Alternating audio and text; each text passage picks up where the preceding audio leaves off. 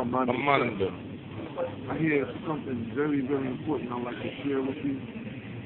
I'm sitting here with Minister Wayne Hood, 5 guys in Valakiswood, Pennsylvania, and it just dawned on me today, we're living in a time when people don't want to accept the truth. They'd rather hear a lie than accept the truth. Amen. But I'm here to tell you that the truth is going to go forward no matter what happens. No matter what is said and no matter what is done, the truth will be revealed to those who want to know the truth. You know, and the only way you're going to be able to know the truth is by having Jesus Christ in your life. If you don't have Christ in your life, the Bible says, what does it profit a man to gain the whole world and lose his soul? They don't say, what is the profit of man to gain something till next week, till next year. It says, what is the profit of man to lose his soul?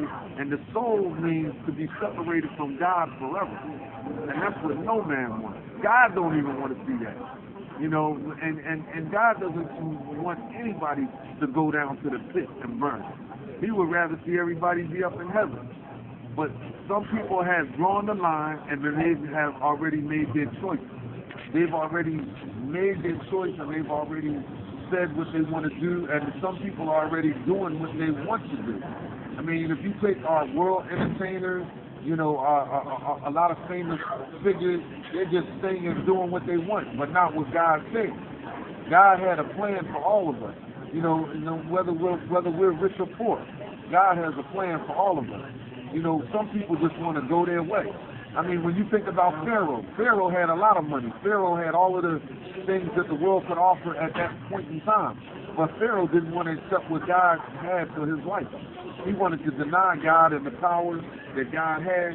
And also, when Jesus Christ came to set the world free from sin, people who lived in sin, they didn't want to give up the sin. They just wanted to continue on in sin. But I'm here to tell you, God is going to have his way no matter which way this thing goes, because the lines are being drawn right now. In 1861, the United States had a civil war. Some people fought for the freedom of people to be free from slavery, and some people wanted slaves to still be slaves. And you know what? In the end, God prevailed, and the North won, and the slaves were set free. But this is where we at right now. We're getting ready for another civil war. The civil war between the good and the evil of this nation. The good and the evil of this nation will find out that God will prevail again. You know, because it ain't going to be your way or have it your way. This is not Burger King or McDonald's. It's not going to be like that. God will prevail in the end, and Jesus will come back and do a lot of spring cleaning, and he's going to do permanent cleaning. And for those who don't believe me, just look all around you and just look at what's happening. You know, you got people out here that are doing things that are totally against God, and they expect their lives to go right. Yeah, things might go right for a little while, but in the end, there will be an end. But where will you be at the end? Because as in the words, I must borrow these words from Pastor Alvin E. Waller of the Enon Tabernacle Baptist Church. Pastor Waller said, we're all graveyard travelers. We're all graveyard travelers. That's one trip you're going to make.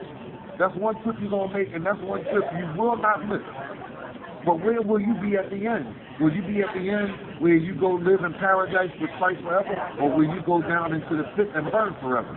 It's up to you. The lines are being drawn as we speak. Some people will follow Christ, for Christ I'll live and for Christ I'll die, and some people are going to follow the enemy to the end. But I say to you here and now, be watchful. Like in the book of Habakkuk, Habakkuk tells us to be watchful and to be ready.